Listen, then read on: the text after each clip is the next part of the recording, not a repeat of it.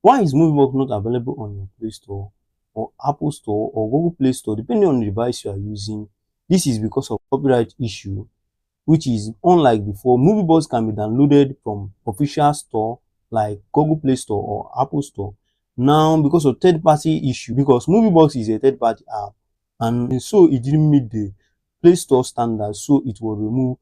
One lucky thing is that MovieBox teams are working in order to restore this balance and also restore MovieBox on Google Play Store, which you can access. But now you can only have it if your friend share it to you and then you install it. That's the only way you can have it. I actually made a video on how to download it, which was taken down by YouTube policy, and I face a copyright issue for it.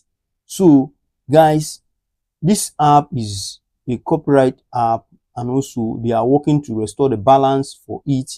So don't download it from unofficial store to avoid bugs or viruses. That's why you won't find it on Google Play Store.